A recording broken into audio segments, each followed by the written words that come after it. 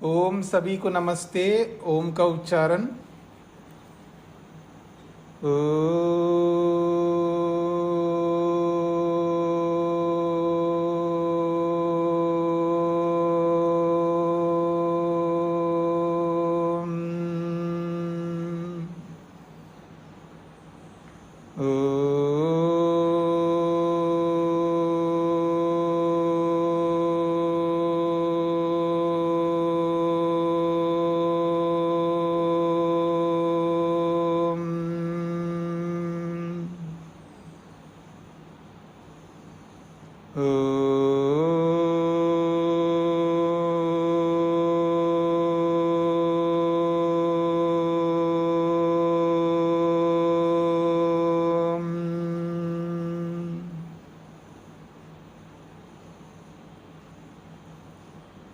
न्याय दर्शन के प्रथम अध्याय के प्रथम आहनिक के 32वें सूत्र तक हमने विचार किया है।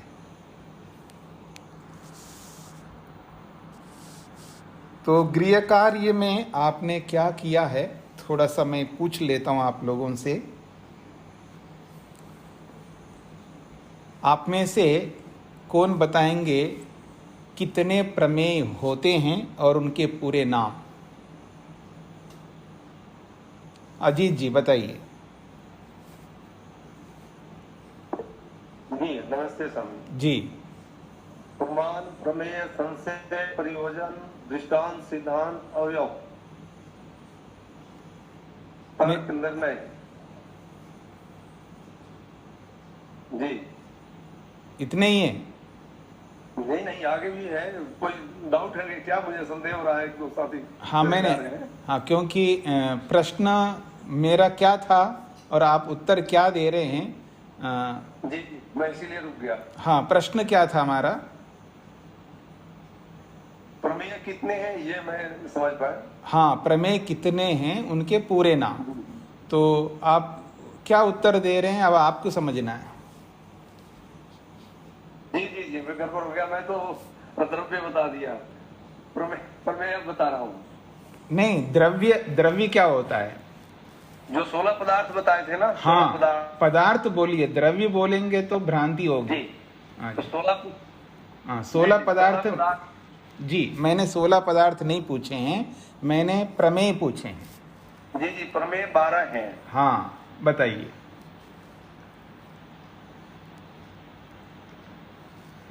प्रमेय दिमाग से अभी कर रहा है, रिवीजन किया था मैं। जी अच्छा जी। हाँ जी, अनिल जी बताएंगे।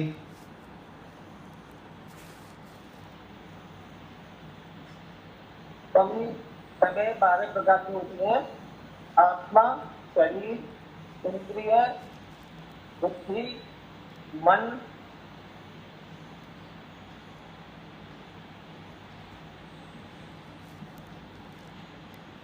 हाँ, जो लोग देखिए, जो लोग पुस्तक में देख रहे हैं, कुछ लोग पुस्तक में नहीं देख सकते, अभी पुस्तक तो बंद रहेगी। देख करके कोई नहीं बता सकते, देख करके तो कोई भी बता सकता है। आपको देख करके नहीं बताना है, आपको नकल नहीं करना है। हाँ जी, बिंदिनी जी बताएंगी। जी नमस्ते जी।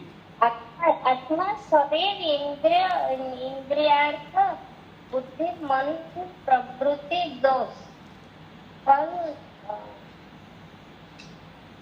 अपवर्ग,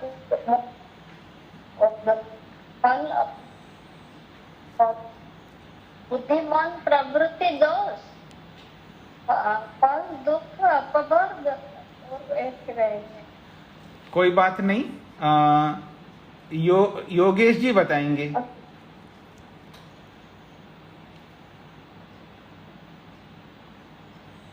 आपने माइक नहीं खोला है ना? स्वामी जी प्रमेय 12 होते हैं। आत्मा, शरीर, इंद्रिय और बुद्धि, मन, मन के बाद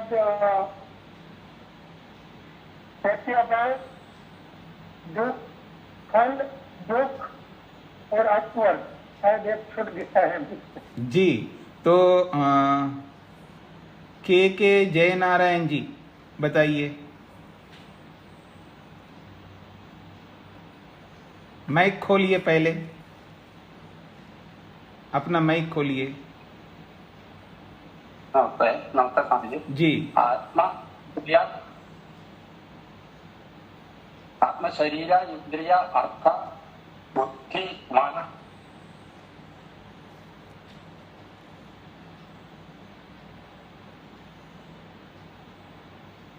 चलिए कोई बात नहीं, वेद प्रिया जी बताएंगी। स्वामी जी, वे 12 होते हैं। आत्मा शरीर इंद्रियार्थ बुद्धि मन प्रवृत्ति दोष दैत्याभाव फल दुखापवर गास्तु प्रमेय। जी, इसको आप एक एक हिंदी में बताइए, सबको समझ में आ जाए। ये तो आपने सूत्र सुनाया है, ठीक सुनाया है, पर आप हिंदी में बताइए। आत्मा शरीर इंद्रिया इंद्रियों के अर्थ बुद्धि मन प्रवृत्ति दोष दैत्याभाव फल दुख अपवर्ग। हो गए सब? हाँ जी। ऋचा जी बताएंगी। प्रमेय। नमस्ते स्वामी जी। जी। प्रमेय होते हैं आत्मा शरीर इंद्रिय इंद्रियों के अर्थ बुद्धि मन प्रवृत्ति दोष प्रत्याभाव फल दुख और अपवर्ग। ठीक है, तो आप दोनों ने ठीक बताया है। बाकी लोगों ने प्रयास किया है लेकिन उनका पूरा नहीं हो पाया है। अब ये बताइए, माता शकुंतला जी बताएंगी, दृष्टांत के विषय में बताइए। दृष्टांत किसे कहते हैं? स्वामी जी प्रणाम। जी। दृष्टांत अपने पक्ष को समर्थन और प्रतिपक्ष को विरोध में दिए जाते हैं। लौकिक और परीक्षकों के उन दोनों के मत में जो एक हमारा मत हमने स्वीकार किया वो स्वीकार कर ले तो उसको उदाहरण कहते हैं। हम अपने पक्ष के समर्थन में भी वो सामान्य बात बता सकते हैं जो दोनों के समझ में आए, उसी को उदाहरण कहेंगे। जी, आपने बताया है, लेकिन और इसको परिमार्जित करना होगा जिससे सुनने वाले सबको समझ में आ जाए। आपने क्या बताया? आपने बताया, मैं मना नहीं कर रहा हूँ, आपने बताया, प्रयास किया आपने, पर ऐसा बताइए जिससे सबको समझ में आए। अभी सबको समझ में नहीं आया आपका उदाहरण, मतलब आपका दृष्टांत। मतलब बहुत सरल शब्दों में आपको बताना है, भले सूत्र के रूप में बताइए या अपने शब्दों में बताइए। तो आप में से प्रमिला जी बताइए, दृष्टांत किसे कहते हैं? नहीं बताना है आपको, तो आगे बढ़ते हम लोग। किरण सेठी जी बताएंगी।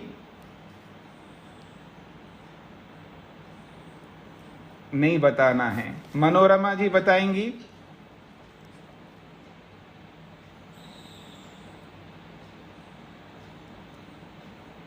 मीना जी बताएंगी। अच्छा, हाँ, मनोरमा जी बताएंगी। जी। दृष्टांत वह होता है स्वामी जी जो लौकिक व्यक्ति, एक सामान्य व्यक्ति और एक जो विशेष ज्ञान वाला व्यक्ति है, दोनों उस सिद्धांत को, उस दृष्टांत को ऐसा पेश करें कि सभी व्यक्तियों को वो समझ में आ जाए। जी।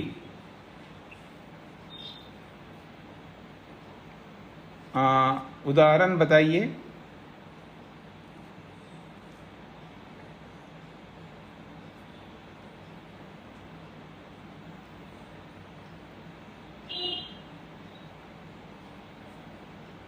अच्छा, कोई बात नहीं, मीना जी बताएंगी, दृष्टांत किसे कहते हैं?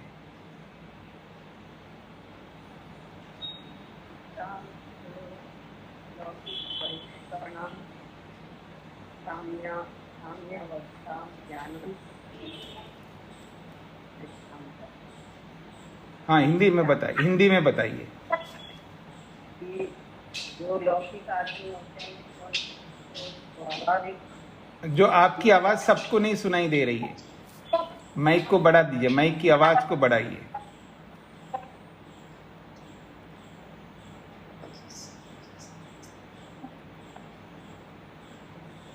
जिससे लौकिक जो आदमी होते हैं और परीक्षक होते हैं जिन्होंने वेद स्मृति वगैरह प्रमाणों के द्वारा परीक्षित किया हुआ है, उन दोनों के जब विचार मिल जाते हैं उसको दृष्टांत कहते हैं।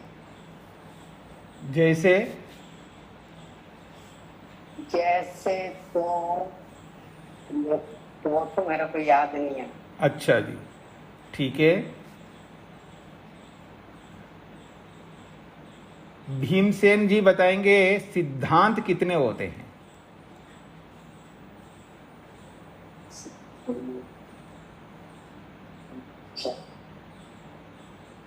माइक खोलिए, माइक खोलिए। स्वामी जी क्षमा चाहूंगा, ध्यान नहीं आ रहा। अच्छा, कोई बात नहीं। सुभाष जी बताएंगे।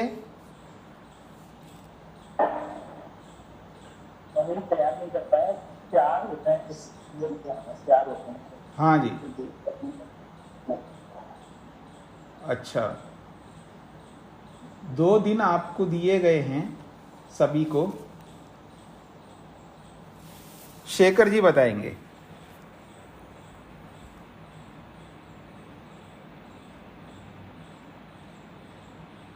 जी प्रणाम स्वामी जी। जी, सिद्धांत 3 होते हैं, लेकिन एक को 2 में डिवाइड करके टोटल 4 होते हैं। सर्वतंत्र, प्रतितंत्र, अभ्यापगम और अधिकरण। जी, चौथा अधिकरण। जी, वो तीसरा और चौथे में थोड़ा सा अदला बदली हो गया है। तीसरे में और चौथे में अदला बदली हो गया। अधिकरण जो है तीसरा है, अभ्युपगम जो है चौथा है। जी जी जी, तो उसका आप बताएंगे संक्षेप से चारों का विवरण। जी, सर्वतंत्र में स्वामी जी जो सभी को मान्य होता है, जैसे परमात्मा सर्वशक्तिमान है। प्रतितंत्र में जो एक मान्यता एक शास्त्र में होती है, कुछ जरूरी नहीं दूसरा शास्त्र में भी वैसी ही मान्यता हो। उदाहरण जैसे हम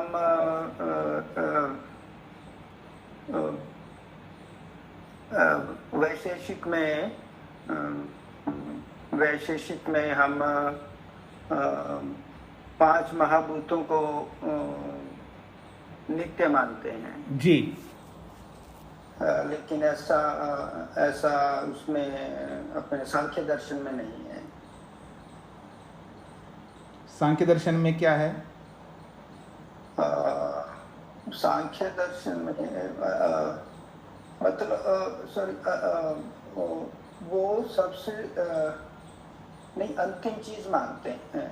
वैशेषिक में 5 महाभूतों को सबसे सूक्ष्म मानते हैं, लेकिन सांख्य में सत्व रजस तामस नहीं। हम अभी आपने आप पटरी से उतर गए। पहले ठीक बोल रहे थे। वैशेषिक में उनको नित्य मानते हैं तो सांख्य में उनको अनित्य मानते हैं। बस ये उत्तर है। जी जी जी, पहले ठीक बोल रहे थे, लेकिन उसको आपने चेंज कर दिया। वैशेषिक में पंचमहाभूतों को नित्य मान करके ही उसके आगे की बातें करते हैं। वैशेषिक में उनको नित्य मानते हैं। उन नित्य पंचमहाभूतों से ही आगे की सृष्टि बनती है जो हमको दिखाई दे रही है। और सांख्य में उनको अनित्य मानते हैं। बस ये अंतर है। जिस एक शास्त्र ने उसको नित्य माना, दूसरे शास्त्र में उसको अनित्य माना। यह है प्रतितंत्र सिद्धांत। सीधा सरल उत्तर है।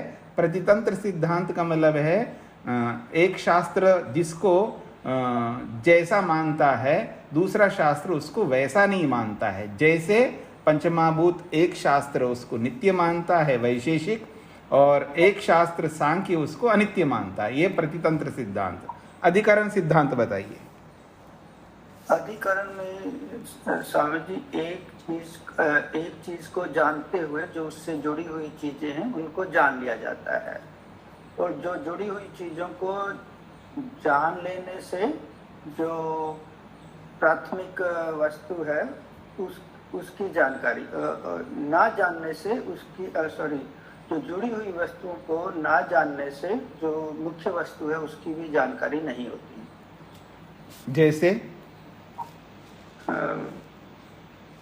जैसे हमने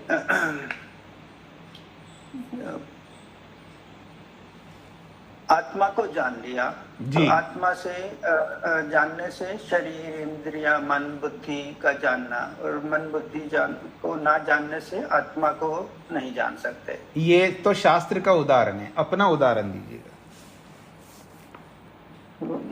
जैसे आपने बताया था माँ को देखकर बच्चे को जान जाते। मैंने जो बताया उससे अलग अपना उदाहरण दीजिएगा।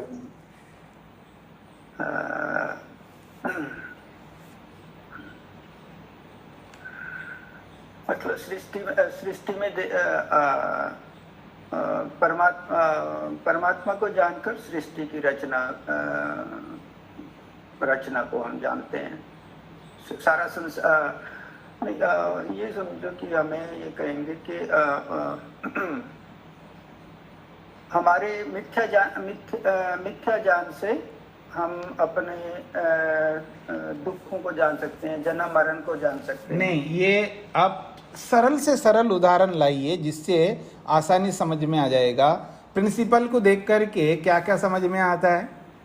उनके अध्यापक समझ में आते हैं, उनके विद्यार्थी समझ में आता है, होता नहीं है? प्रिंसिपल को देख करके प्रिंसिपल के साथ जुड़े हुए कितने लोग हैं जो हमको समझ में आ जाते हैं, और उनके बिना प्रिंसिपल कुछ नहीं है। ये उदाहरण तो मैंने नहीं बताया ना।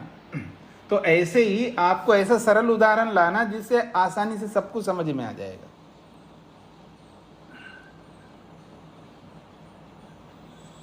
राष्ट्रपति को समझ लेंगे।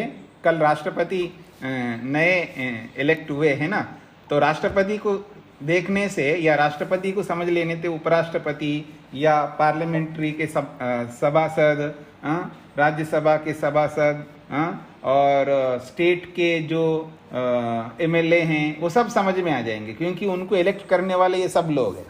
तो राष्ट्रपति को समझने से उनको इलेक्ट करने वाले सब लोग समझ में आएंगे, और उनके बिना राष्ट्रपति कुछ नहीं है। ये अधिकरण सिद्धांत है। तो उदाहरण हमें बनाना होगा अपनी ओर से, तो ये सिद्धांत जो है खुल जाता है, अर्थात हमारे मस्तिष्क में बैठ जाता है।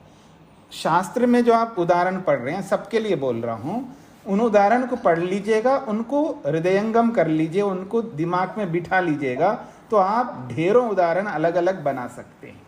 तभी शास्त्र जो है हमारे सामने खुल जाता है, और उस शास्त्र में हम पारंगत बन जाते हैं, एक्सपर्ट बन जाते हैं, और बहुत उपयोगी शास्त्र बन जाएगा व्यवहार में हमारे लिए। तो ठीक है, आगे बताइए अभ्युपगम सिद्धांत।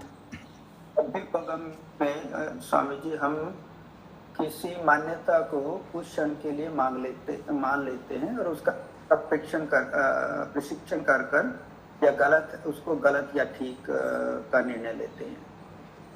जैसे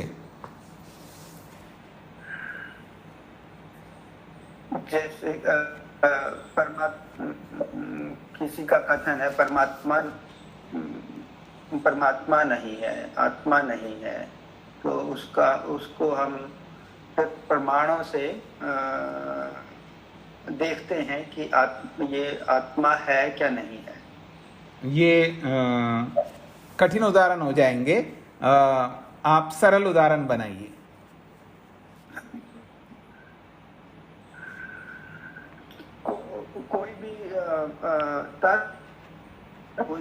कोई भी अपनी स्टेटमेंट कहता है क्रोध नहीं करना चाहिए, तो मान लेते हैं अच्छा क्रोध नहीं, क्रोध आ ही जाता है। जी जी।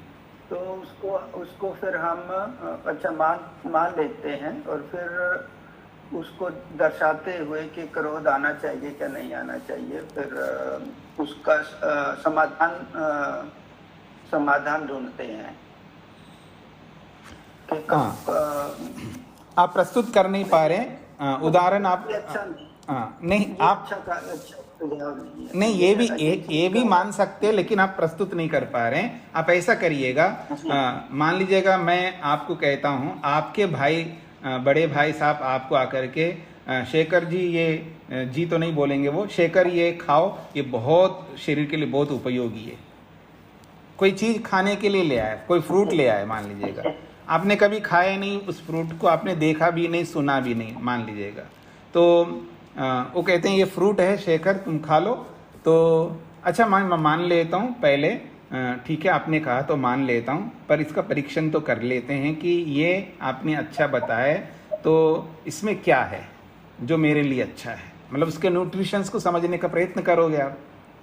अगर वो न्यूट्रिशंस उसमें आपके अनुकूल या किसी भी व्यक्ति के खाने के अनुकूल है तो मान लेंगे आप, और नहीं है तो उसको खंडित करोगे, चाहे भाई दे, चाहे पिता दे, चाहे कोई भी दे। तो अगर किसी ने कहा ये आप खाओ आपके लिए बहुत अच्छा है, क्योंकि बहुत सारे लोग करते हैं ना, हाँ जी क्या हो गया, जुकाम हो रहा है, आप एक काम करो जी ये पी लो, आप ये पता नहीं कितने लोग आपको कहने लगेंगे।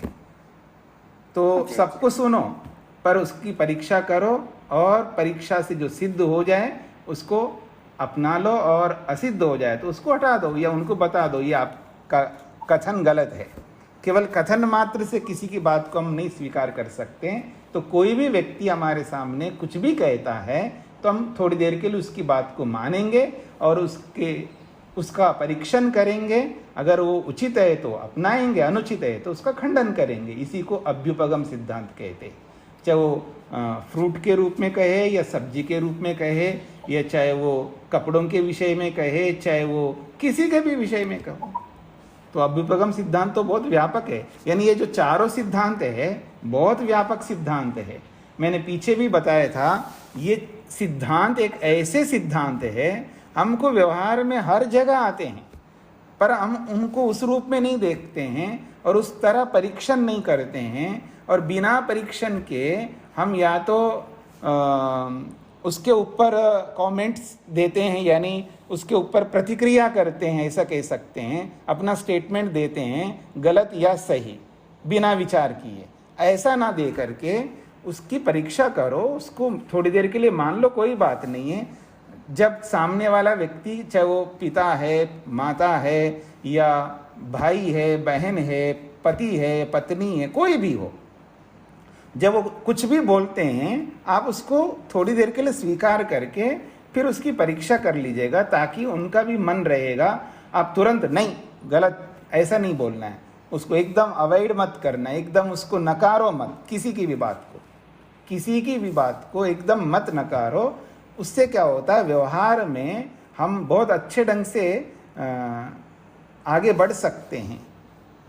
अभ्युपगम सिद्धांत को मान करके चलेंगे तो बहुत सारे लोगों के साथ हम साथ चल सकते हैं, और बिल्कुल गलत है तो हम दूर रह सकते, इसमें तो कोई बात नहीं है। लेकिन अभ्युपगम सिद्धांत बहुत महत्वपूर्ण है, पग पग पर हमको ये उपयोग में आने वाला है। न केवल अभ्युपगम सिद्धांत, चाहे वो अधिकरण सिद्धांत हो, प्रतितंत्र सिद्धांत हो या सर्वतंत्र सिद्धांत हो, चारों सिद्धांत ऐसे हैं सुबह उठने से लेकर के रात्रि में सोने तक, जब से हम लोग होश में आए तब से लेकर जब तक हम मरेंगे नहीं तब तक निरंतर काम में आने वाले हैं सिद्धांत। ये जो शास्त्रकार महर्षि गौतम ने जिन 16 पदार्थों को हमारे सामने रखा है, ऐसे ही खाली पीली नहीं रखा है, समझने का प्रयत्न करिएगा। ऐसे नहीं रखा है कि चलो इनके पास कोई काम नहीं है, बस इनको काम दे देते हैं, ये इसमें लगे रहेंगे, और ऐसा नहीं किया है। समझने का प्रयत्न करना, मैं हंसा रहा हूँ, लेकिन बात यह है, हंसा करके मैं कहना चाहूँगा कि इन 16 पदार्थों का तत्वज्ञान होने से मुक्ति हो जाएगी हमारी। इस बात को ध्यान में रखने का प्रयत्न करिएगा। हम इन सब का तत्वज्ञान करने लग जाएं तो बस हम मुक्ति के निकट पहुंचेंगे। मुक्ति दूर नहीं होगी हमारे लिए, तो इस बात पर ध्यान दीजिएगा। तो ये तो सिद्धांत की बात मैंने आपके सामने कही है। तो आइए सरल प्रश्न करता हूं, शरीर किसे कहते हैं? 12 प्रमेयों में एक शरीर है जी, शरीर की चर्चा करते हैं। कौन बताएंगे आप में से? जो अपने अपने हाथ जो पहले खड़े किए उनको बंद कर देना है, फिर उसके बाद आप हाथ खड़ा करेंगे, ताकि मेरे को समझ में आया कि अभी इस प्रश्न के लिए आपने हाथ खड़ा किया। तो दूसरी बात है, जो मैं प्रश्न कर रहा हूँ वो पुस्तक में नहीं देखेंगे, क्योंकि आप पुस्तक में देख रहे नहीं देख रहे मेरे को नहीं पता लगेगा। आप अपनी ईमानदारी रखिएगा, याद रखना न्याय पढ़ रहे हैं आप लोग। हाँ जी, तो मेरे सामने 2-3 लोगों ने हाथ खड़ा किया है, शरीर किसे कहते हैं? तो तेज नारायण जी बताएंगे। जी स्वामी जी नमस्ते जी। शरीर भोग का आधार है, आयतन है जी। और आगे? शरीर इंद्रियों, मन, बुद्धि सबका समुच्चय है, ये भोग का आधार है जी। उसकी परिभाषा क्या है शरीर की?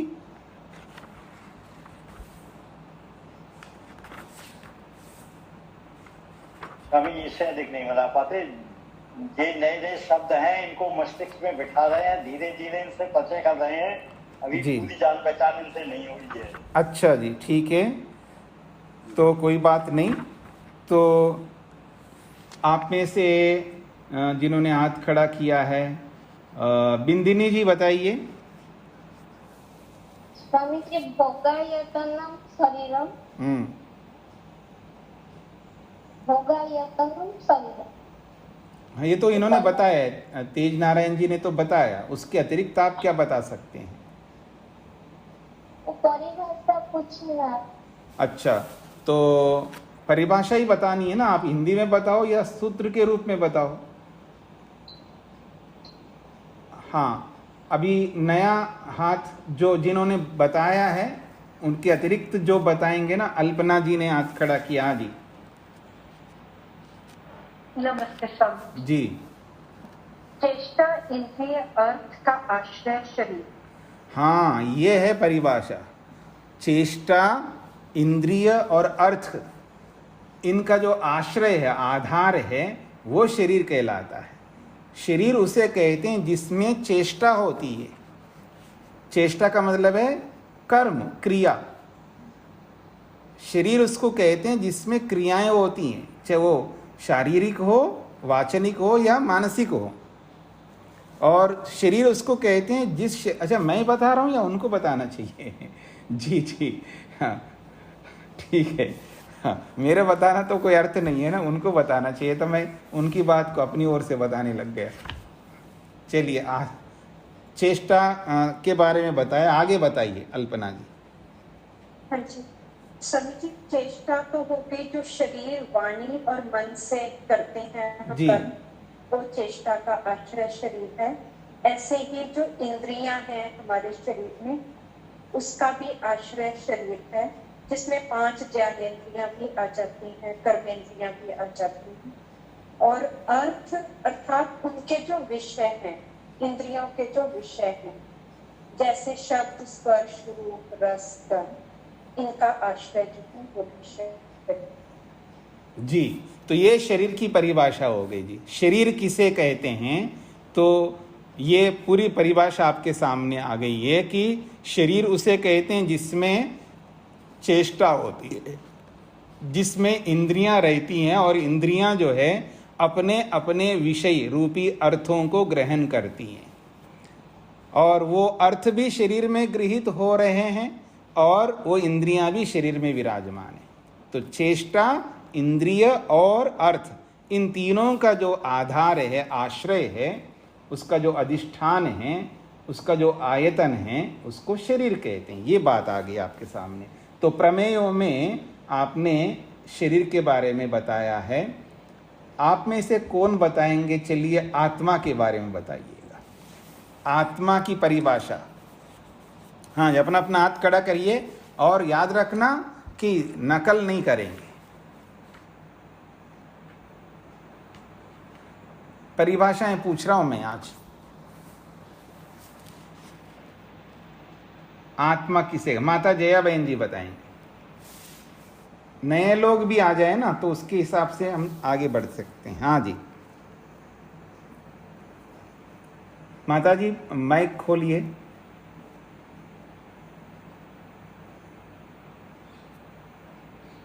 इच्छा, द्वेष, प्रयत्न, सुख, दुख, ज्ञान, ये आत्मा का लिंग है। इसको आत्मा कहते हैं। जिसमें ये सब लिंग होता है वो आत्मा है। जी थोड़ा बताइए इच्छा, द्वेष, प्रयत्न, सुख, दुख और ज्ञान के बारे में। इच्छा, जो हम इच्छा करते हैं कि मुझे ज्ञान प्राप्त करना है तो ये मेरी इच्छा है, तो आत्मा से ये इच्छा मैं करती हूँ। द्वेष भी, जो कोई ऐसे लोग आ जाते हैं कि जो मुझे दुख देते हैं तो उस पर द्वेष आ जाता है। द्वेष, प्रयत्न, तो ज्ञान प्राप्त करने के लिए प्रयत्न तो हमें करना पड़ता है, तो जो पुरुषार्थ हम करते हैं वो प्रयत्न है। अच्छा, द्वेष, प्रयत्न, सुख, दुख, और ये प्रयत्न से जो हमें सुख दुख मिलता है, सुख मिलता है तो अच्छा लगता है, दुख मिलता है तो हमें अच्छा नहीं लगता है। और ज्ञान, जब ज्ञान प्राप्त करते हैं तो हमें सभी वस्तु का, सभी व्यवहार का सब अच्छी तरह पता चलता है। तो किस तरह व्यवहार करना चाहिए, क्यों करना चाहिए, कैसे करना चाहिए, ये सब ज्ञान से पता चलता है। जी तो आप में से और को माइक बंद कर दीजिए। माता जी ने अपने ढंग से बताया है। उनका प्रॉब्लम ये है कि वो गुजरात के कारण से वो प्रेजेंटेशन उनका हिंदी में उस तरह नहीं आ पा रहा है जो सब लोगों को समझ में आ जाए। बाकी उन्होंने बता दिया है। तो सरल भाषा में माता सुदेश जी बताएंगी आत्मा की परिभाषा। माता सुदेश जी, आपका हाथ खड़ा हुआ है। हाँ जी हाँ जी हाँ जी जी। ज्ञान, इच्छा, द्वेष, सुख, प्रयत्न, मत लिंग है।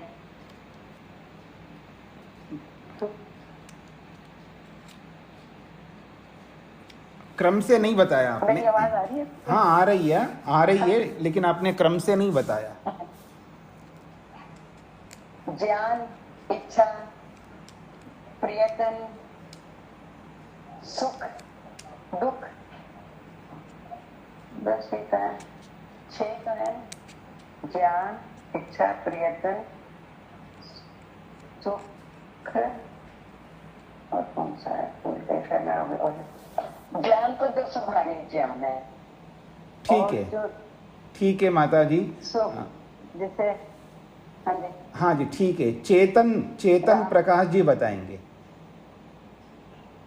इच्छा, द्वेष, प्रयत्न, सुख, दुख, ज्ञानान आत्मनो लिंगमिति। जी। इच्छा, द्वेष, प्रयत्न, सुख। इच्छा, द्वेष, प्रयत्न, सुख, दुख, ज्ञानान आत्मनो लिंगमिति। जी बताइए, हिंदी में बताइए क्या कहना चाहते हैं आप। ये तो सूत्र आपने बताया। इच्छा, खाली इच्छा है कि भाई सुख प्राप्त करने की इच्छा सदैव बनी रहेगी जी। द्वेष मतलब दुख को हटाने की, द्वेष जो दुख को हम हटाना चाहते हैं वो भी बना रहेगा जी। इच्छा, द्वेष, प्रयत्न, उसके लिए हम प्रयत्न भी करेंगे जी, दुख को दूर करने के लिए, सुख को प्राप्त करने के लिए जी। इच्छा, सुख, दुख, उससे हमें सुख भी प्राप्त, सुख चाहता है आत्मा, और दुख नहीं चाहता। और सुख दुख जो है नैमित्तिक भी है जी। जी। ज्ञान, स्वाभाविक ज्ञान उसका थोड़ा सा है, उसी के माध्यम से नैमित्तिक ज्ञान मनुष्य को ज्यादा प्राप्त करना पड़ता है। ठीक है। देखिए, आप लोगों को ये बताना चाहिए कि किसी ने पूछा आत्मा किसे कहते हैं, आत्मा की परिभाषा क्या है, आप आत्मा किसे मानते हो, तो अब वो आत्मा के बारे में बताएगा कि आत्मा क्या है, उसका लक्षण बताएगा, वो समझाएगा सामने वालों को, देखो इसको आत्मा कहते हैं और ऐसे को आत्मा कहते हैं और ऐसा ऐसा लक्षण जहाँ हो उसको आत्मा कहते हैं। ये सबको समझ में आ जाए। आप बोल तो रहे हैं और इच्छा की भी परिभाषा कर रहे हैं, इच्छा, द्वेष, प्रयत्न, सुख, दुख, ज्ञान, सबका आप सबकी परिभाषाएं कर रहे हैं, सबको समझा रहे हो, लेकिन उससे ये नहीं बता रहे हैं कि ये सब आत्मा, इन सब से आत्मा सिद्ध हो रहा है, ये नहीं बता पा रहे आप लोग सरल भाषा में। खैर मैं बताऊंगा तो फिर वो पेपर आउट हो जाएगा, इसलिए मैं उसको ठीक से प्रेजेंट नहीं कर रहा हूँ। अच्छा, रेणु जी बताएंगी आत्मा की परिभाषा। आत्मा को बताइए कि इसे आत्मा कहते हैं। मम्मी जी, ये 6 आत्मा के चिन्ह हैं, जी। 12 बोली, इच्छा, द्वेष, प्रयत्न, सुख, दुख, ज्ञानानि, ये आत्मा के चिन्ह है जिससे आत्मा पहचानी जाती है। हाँ, कैसे? जैसे कि जिस भी व्यक्ति में या शरीर में जिसमें आत्मा है वो सुख को प्राप्त करने की इच्छा करता है और दुख को छोड़ने की इच्छा करता है। ये उसकी स्वाभाविक इच्छा होती है। आत्मा प्रत्येक एक चींटी की भी और एक मनुष्य की भी। और इच्छा, सुख प्राप्त करने की इच्छा और दुख को छोड़ने की इच्छा, ये भी प्रत्येक आत्मा में होती है। वो सुख को प्राप्त करना चाहता है। कैसे? जिस भी रसगुल्ला खाने में सुख मिल रहा है तो वो रसगुल्ला खाना चाहेगा। या जैसे कि ये मनुष्य के लिए ये है, अगर वो गाय है, गाय हरी घास खा के भी सुख प्राप्त कर सकती है, तो उसमें आत्मा है, इसका ये चिन्ह है।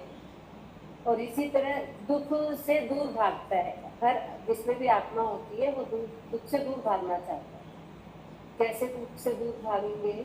जैसे कि अगर एक चींटी चल रही है, अगर उसके आगे हमने उंगली लगा दी तो तुरंत पलट के दूसरी तरफ से आगे बढ़ती है। उसको लगता है कि अवरोध है। इससे पता लगता है इस चींटी में आत्मा है। अच्छा, द्वेष बीच में रहे।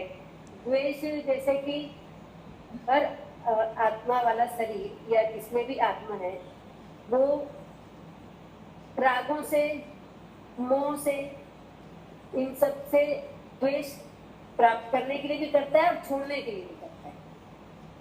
जी जी। द्वेष मतलब छोड़ने के लिए द्वेष कह सकते हैं। प्राप्त करने के लिए तो राग हो जाएंगे, छोड़ने के लिए द्वेष करता है किसी भी वस्तु को छोड़ने के लिए।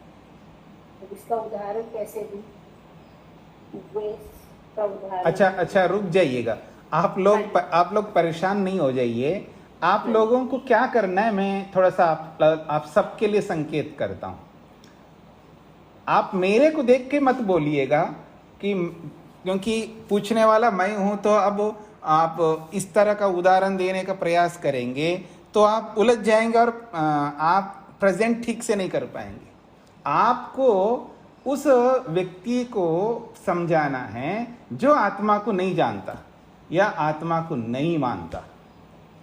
मैंने 2 बातें कही है। जो आत्मा को जानता नहीं है, आत्मा किसे कहते हैं, कुछ नहीं पता उसको आत्मा किसे कहते हैं, वो मानता भी नहीं है और जानता भी नहीं है। ऐसा अननोन पर्सन है कोई, चाहे वो बच्चा हो, बूढ़ा हो, माता हो, पुरुष हो, चाहे कोई भी हो, जिसको आत्मा के बारे में कोई जानकारी नहीं है। ABCD भी पता नहीं आत्मा के बारे में, ना आत्मा के बारे में जानकारी है और ना आत्मा को वो मानता है कोई आत्मा नाम की कोई चीज होती है।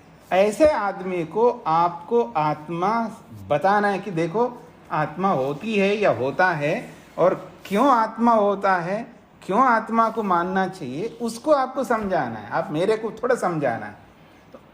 तो आप में से, क्योंकि ये बहुत महत्वपूर्ण विषय है ना, आत्मा किसे कहते हैं, तो अब आप में से कौन इस आत्मा को समझाएंगे जो अननोन पर्सन है। और इससे अननोन पर्सन तो उसको तो समझ में आ जाएगा, लेकिन बाकी जो जानने वाले हैं ना, नॉन पर्सन, जो आप सब लोग हैं, क्योंकि आप जब उसको समझा रहे हैं तो उदाहरण से समझाओगे ना तो आप ऐसे उदाहरण दे रहे हो तो जानकार लोगों को भी बहुत आसानी से समझ में आ रहा है, कमाल का इन्होंने समझाया है। और जो अनजान लोग हैं उनको भी समझ में आ रहा, हाँ आपने सही बताया है, अच्छा इसको आत्मा कहते हैं।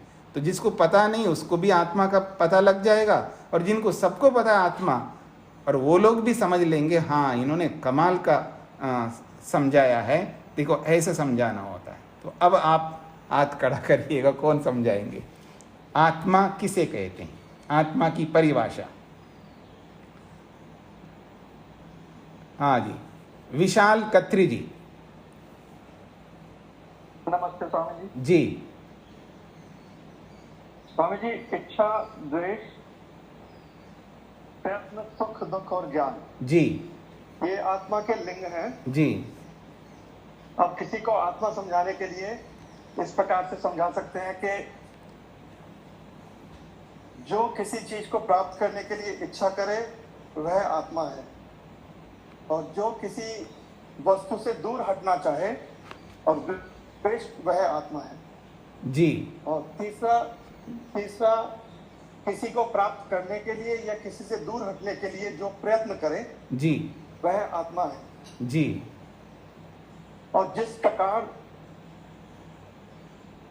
किसी वस्तु में उसको प्रतिकूलता हो तो वह दुख का अनुभव कर सकती है, वह आत्मा है। और यदि कुछ अनुकूल है तो उसमें सुख का अनुभव कर सकती है, वह आत्मा है। जी। काफी ज्ञान के विषय में बता दीजिए, किस प्रकार से बताएंगे। जी जी जी, तो आपने काफ़ी अच्छा बता दिया है। और आपने कहा कि ज्ञान के बारे में कैसे बताएंगे, तो ज्ञान के बारे में शेखर जी बताएं, ज्ञान के बारे में कैसे बताएंगे। जी स्वामी जी, सबसे पहले हम कहेंगे आत्मा किसी को बताना है स्वामी जी, तो कहेंगे कि जो भोगता है, जो अनुभव करता है, जो जानता है, जो देखता है।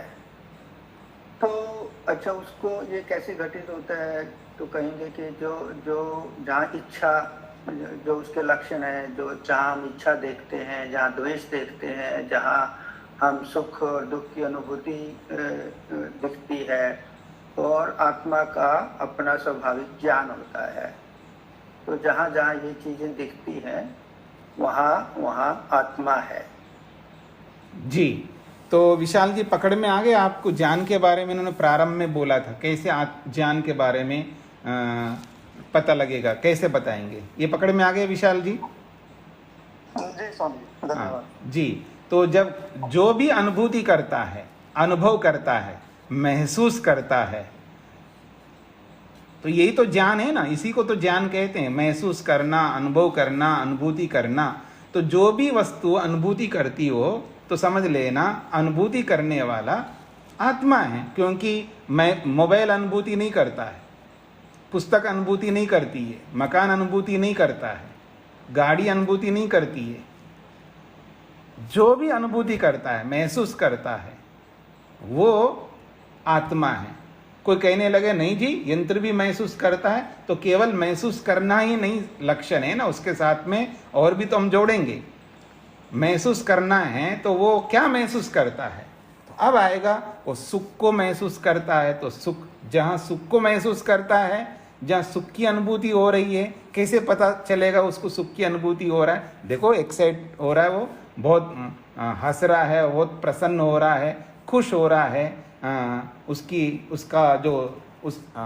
उसके एक्सप्रेशंस देखिएगा खुशी के, पता लगेगा आपको। जहाँ इस तरह के एक्सप्रेशंस उसके शरीर में, बॉडी में दिखते हैं आपको, एक्साइट हो रहा है, उमंग से युक्त हो रहा है, उल्लास से युक्त हो रहा है, तो वो सुख की अनुभूति कर रहा है। ऐसा जो करता है वहाँ आत्मा है, क्योंकि उस सुख की अनुभूति करने वाला और कोई यंत्र नहीं हो सकता, आत्मा ही हो सकता है। और उसके एक्सप्रेशन से पता लगता है वो दुखी हो रहा है व्यक्ति, वो रो रहा है, रोता हुआ भी दिखाई दे रहा है, और बिल्कुल मुरझा हुआ शरीर है, बहुत गंभीर, ऐसे जैसे किसी की मृत्यु होती है तो उसका जो चेहरा होता है किस प्रकार की स्थिति में रहता है, उससे पता लग रहा है कि वो दुख की अनुभूति कर रहा है, वो दुखी हो रहा है। तो जो दुखी होता हुआ दिखाई दे तो वो आत्मा है, जो सुखी होता हुआ दिखाई दे वो आत्मा है। कैसे पता चलेगा वो सुखी होता हुआ, दुखी होता हुआ? उसके एक्सप्रेशंस देखो, उसके व्यवहार देखो, पता लगेगा आपको। तो अनुभूति से भी पता लग रहा है, सुख दुख से भी पता लग रहा है, और सुबह से लेकर रात तक अप्राप्त को प्राप्त करने में लगा हुआ है। इच्छा करता जा रहा है, मेरे पास इतना पैसा हो गया, और इच्छा करता और पैसा मिले। तो पैसे की इच्छा कर रहा हुआ हर आदमी, जहां पैसे की इच्छा कर रहा है, जहां कपड़ों की इच्छा कर रहा है, मकान की इच्छा कर रहा है, पता नहीं किस किस की इच्छा करता। जो चाह रखता है, अभिलाषा रखता है, तमन्ना रखता है, जिसमें तमन्ना है, अभिलाषा है, चाह है, वो आत्मा है, उसी को इच्छा हम कहते हैं। और जहां भी उसको कोई दुख देने के लिए पहुंचे, वो उससे दूर हो रहा है, दुख से भागता जा रहा है आदमी, दुख से भागता जा रहा है, सबको पता लगता है। मोबाइल नहीं भागता दुख से। आप मोबाइल रखो, उसके पास में आग ले जाओ, मोबाइल नहीं भागता, लेकिन आदमी भाग जाता है, उसे पता लगता है दुख से भाग रहा है। तो जहां जहां दुख है, उस दुख से जो जो भागता है, समझ लेना वो आत्मा है, वो आत्मा ही भाग रहा है। अब ये अलग बात है वो शरीर सहित भाग रहा है, वो एक अलग चीज है। लेकिन मोबाइल नहीं भागता, मकान नहीं भागता, नहीं तो मकान तो स्टील है जी, तो पुस्तक थोड़ा स्टील है, पुस्तक भी नहीं भागती है, वो तो जल जाएगी, वहीं पड़ी रहेगी, लेकिन जल जाएगी, लेकिन भाग नहीं सकती पुस्तक। लेकिन आदमी भाग जाएगा। चींटी भी, अभी बताए ना रेणु जी, चींटी के सामने उंगली लगा दो ना तो भी वो दिशा बदल देगी। दुख को देखते ही आदमी जो है दूर भाग रहा होता है। जो दुख से दूर भाग रहा होता है वही आत्मा है। जो सुख के पीछे पीछे पूंछ हिलाता हुआ दौड़ रहा हो, आदमी हो चाहे कुत्ता हो, तो समझ लेना ये सुख के पीछे दौड़ रहा है। जो सुख के पीछे दौड़ता है वो आत्मा है। और जो पैसा दिख रहा है उसके लिए मेहनत करता हुआ दिखाई दे, पुरुषार्थ करता हुआ दिखाई दे, जो पुरुषार्थ करता हुआ दिखाई देता है वो आत्मा है। यही तो प्रयत्न है। तो इच्छा, द्वेष, प्रयत्न और सुख की अनुभूति कर ही रहा है व्यक्ति, महसूस कर रहा है, सुख की अनुभूति हो रही है, उसको प्रसन्न हो रहा है, खुश हो रहा है। हाँ, पोते को देख के, पोती को देख करके, या पति को देख करके, पत्नी को देख करके, या जिस किसी को भी देख करके खुश हो रहा है। और जिसको देख करके दुख हो रहा है तो वो भी आप सबको पता ही है। और सबसे पहले मैं नाम किसको लूँ, वो भी आपको पता है। तो दुख को देखते ही आदमी एकदम दूर भाग रहा होता है। तो उसे पता लगता है जो दुख से दूर भाग रहा है वो आत्मा है, जो सुख के पीछे पीछे दौड़ रहा है वो आत्मा है, जो मकान के लिए, पैसे के लिए, कपड़ों के लिए, हर चीज को पाने के लिए जो उद्यम मेहनत करता हुआ दिख रहा है, जो ऐसा कर रहा होता है वो आत्मा है। तो बहुत आसान है आत्मा को बताना, लेकिन वो बताना हम सबको आना चाहिए। ठीक है जी। तो आप लोगों ने, शेखर जी ने और विशाल जी ने स्पष्ट कर दिया कि इस तरह आत्मा को समझाया जा सकता है।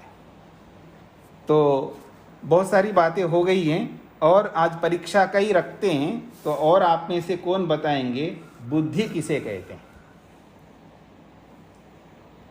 पहले वाले हाथ बंद कर दीजिए, फिर नया हाथ खड़ा करिएगा ताकि मेरे को पता लग जाए बुद्धि किसे कहते हैं। लक्षण बताइए और उदाहरण बताइए। सुधा जी बताएंगी, सुधा वर्मा।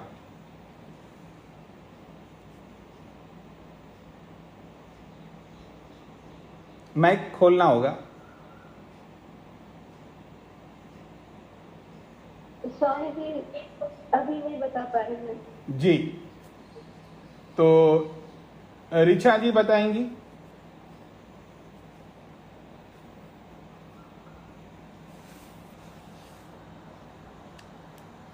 हाँ जी, ऋचा जी। योगेश जी बताइए। स्वामी जी, भोग को बुद्धि कहते हैं, भोग को बुद्धि। जी, पूरा लक्षण बताइए बुद्धि का। हाँ, पूरा लक्षण तो दुख जो अनुभव करता है उसको ही भोग कहा जाता है।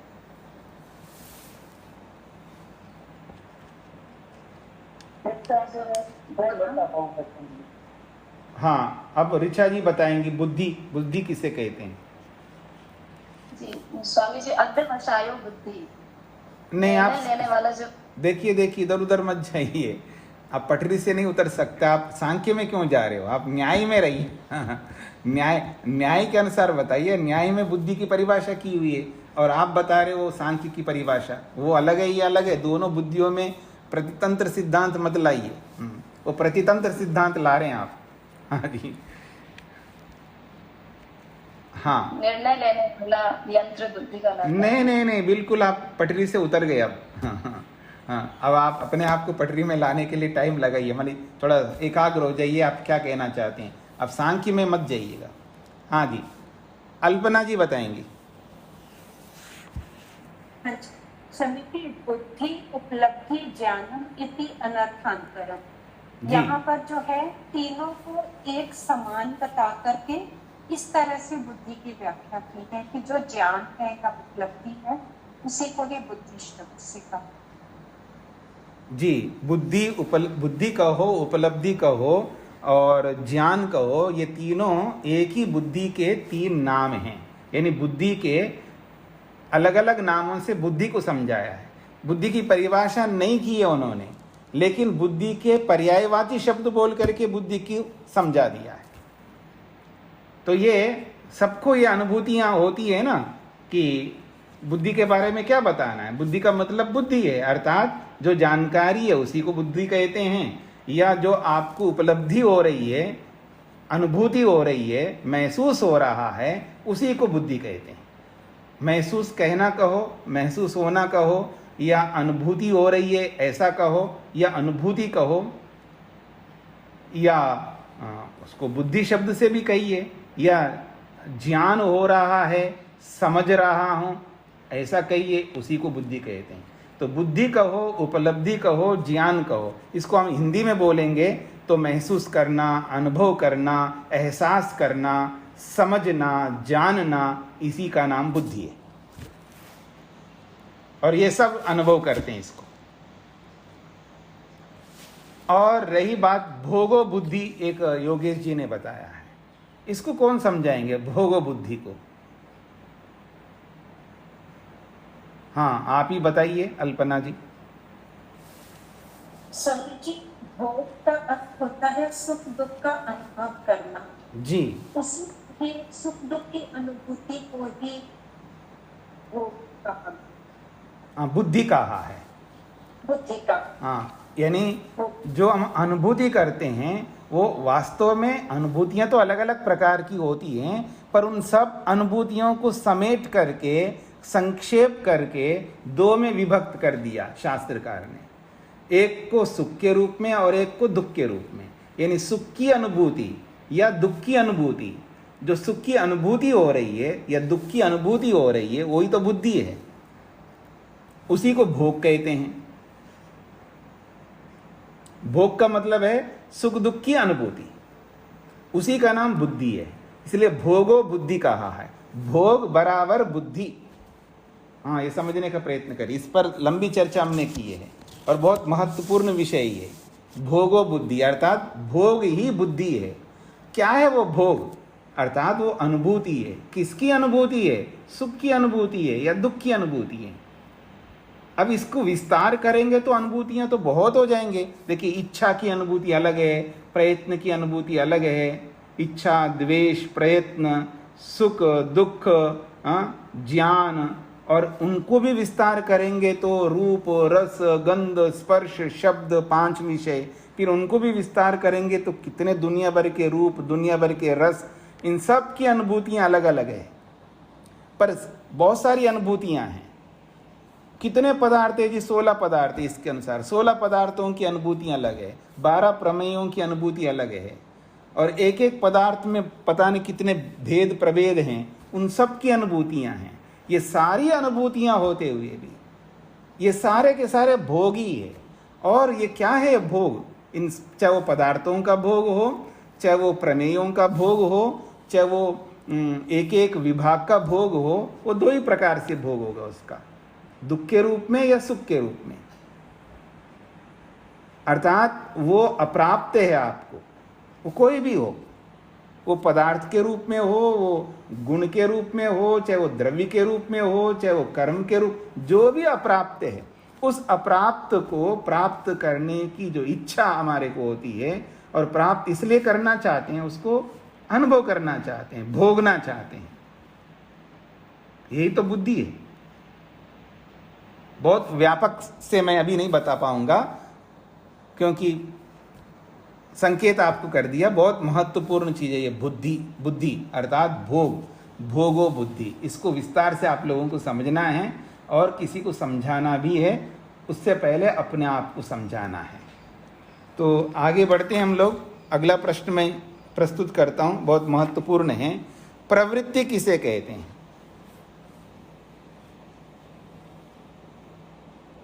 हाँ जी, अपना अपना हाथ खड़ा करिए जिनको बताना है बिना देख के। प्रवृत्ति किसे कहते हैं? हाँ, सुधा जी बताइए, प्रवृत्ति किसे कहते हैं?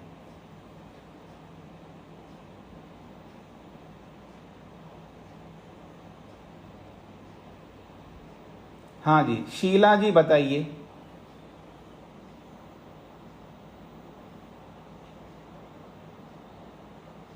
अच्छा, जयनारायण जी, के जयनारायण जी बताइए।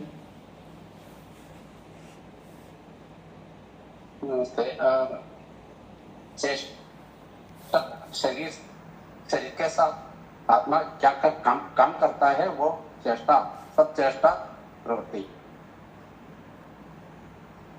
तो चेष्टा करता है वो प्रवृत्ति है शरीर के साथ। हाँ जी, और आप में से बिंदिनी जी बताएंगी। स्वामी जी, मन से, वाणी से, कर्म से जो क्रिया करते हैं वो प्रवृत्ति है। जो चेष्टा विशेष करते हैं मनसा वाच्य कर्मण, वो प्रवृत्ति है। जी, तो बताइए। आप मेरे को नहीं बताना, जो अननोन पर्सन है, मतलब जो जानता नहीं, उसको आपको समझाना है प्रवृत्ति किसे कहते हैं। जो मन में सोचते हैं वो वाणी में व्यक्त करते हैं, फिर शरीर से वो चेष्टा में क्रिया करते हैं, उसको प्रवृत्ति कहते हैं। तो आप मेरे को समझा रहे हो ना, आप किसी बच्चे को समझाएंगे तो कैसे समझाएंगे? बेटा, प्रवृत्ति किसको कहते हैं? थोड़ा उसके लायक भाषा लाते हुए समझाइए, ताकि इसी से तो सबको समझ में आएगा ना। हाँ जी, हाँ। गायत्री जी बताइए। आपको बोलता हूं, आप नहीं बताए। हाँ जी, नमस्ते स्वामी जी। जी स्वामी जी, प्रवृत्ति कर्म को भी कहते हैं। कर्म 3 प्रकार से होता है, मन, वाणी और शरीर से।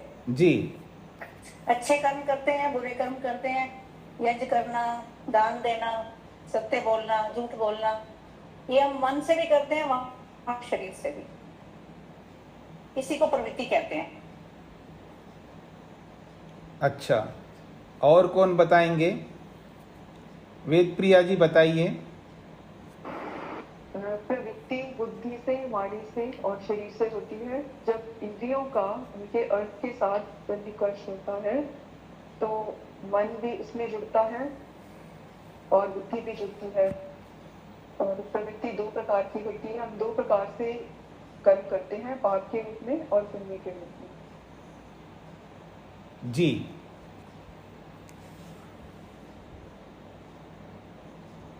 ऋचा जी बताइए। मन, वाणी और शरीर से किए गए कर्म प्रवृत्ति कहलाते हैं। हम कभी कोई भी किसी अर्थ के विषय में विचार करते हैं मन में, और उसके बाद उसको विचार करने के बाद वाणी से या फिर मन से विचार करने के बाद प्रवृत्ति शरीर से की जाती है। मतलब शरीर से करते हैं, जो कर्म हमने कर लिया वो हमारी प्रवृत्ति कहलाएगी।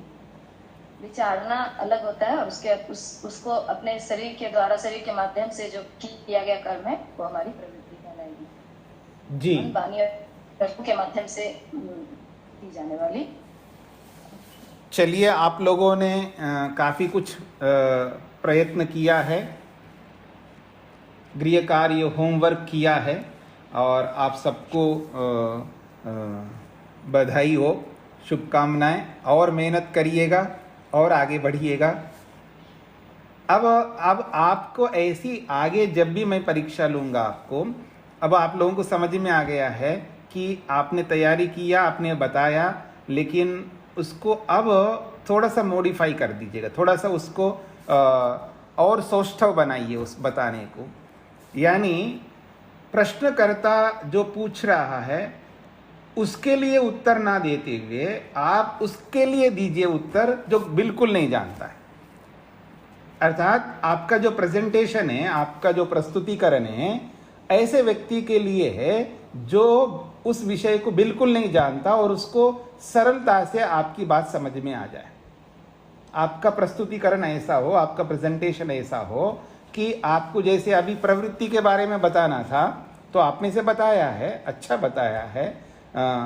आप और सरलीकरण करके उनको, आप में से किसी ने पहले बता दिया प्रवृत्ति का मतलब कर्म होता है, जैसे प्रवृत्ति, अब प्रवृत्ति शब्द एकदम नया होगा उसके लिए, तो उसको थोड़ा सा मॉडिफाई करना होगा, अर्थात उसको थोड़ा और व्याख्या करना होगा, उसको एक्सप्लेन करना होगा। प्रवृत्ति, पहले प्रवृत्ति वर्ड को समझ लो। प्रवृत्ति उसको कहते हैं जिसको हम लोग भाषा में, लोक में कर्म कहते हैं। कर्म को यहाँ प्रवृत्ति बोला है और प्रवृत्ति का मतलब कर्म होता है। वो कर्म हम 3 प्रकार से करते हैं। हम शरीर से कर्म करते हैं, सबको पता है, आपको भी पता है ना, जिसको आप समझा रहे हो उससे भी आप कह सकते हो, आपको भी पता है ना, हम शरीर से कर्म करते हैं। इसी शरीर से होने वाले कर्म को ही प्रवृत्ति कहते हैं। अब केवल हम शरीर से थोड़ा करते हैं, देखो मैं बोल रहा हूँ ना, ये बोलना भी एक कर्म होता है ना, आप भी बोलते हो, बोल करके भी कर्म करते हो, मैं भी बोल करके कर्म करता हूँ और सभी लोग बोल करके कर्म करते हैं। जो बोली है, चाहे वो अच्छी बोली हो या खराब बोली हो, उसको भी प्रवृत्ति कहते हैं। तो शरीर से भी हम लोग कर रहे हैं, आपको भी पता है, वाणी से भी हम लोग कर रहे हैं, आपको भी पता है, मेरे को भी पता है। इतना ही नहीं है, देखो आप शरीर से भी नहीं करते हो, कई बार वाणी से भी नहीं बोलते हो, लेकिन आप बोलते रहते हो दूसरों को मन से, वो भी एक कर्म है। ऐसा आप समझाओगे ना जिसको भी, तो उसको आसानी से समझ में आ जाएगा। तो सामने वाले के हिसाब से आपको अपनी बात प्रस्तुत करनी है। अपनी बात को सामने वाले के सामने ऐसे प्रस्तुत करो जिससे कि उसको वो समझ में आ जाए। उससे पहले आपको भी समझ में आना चाहिए आप जो बताना चाह रहे हैं, क्योंकि हम लोग कई बार व्यवहार में बताने लगते हैं लेकिन खुद को समझाया नहीं होता है। खुद को समझाए भी ना हम दूसरों को समझाने में लग जाते हैं, वो भी नहीं होना चाहिए। खुद के लिए, स्वयं के लिए वो क्लियर, स्पष्ट हो जाना चाहिए। समय हो गया आपका, ज़्यादा हो गया, तो इसको यहीं पर विराम देता हूँ। अब आगे नया पाठ को प्रारंभ करेंगे कल से, लेकिन आप तैयारी करते रहिएगा पीछे का। ओम शांति शांति शांति।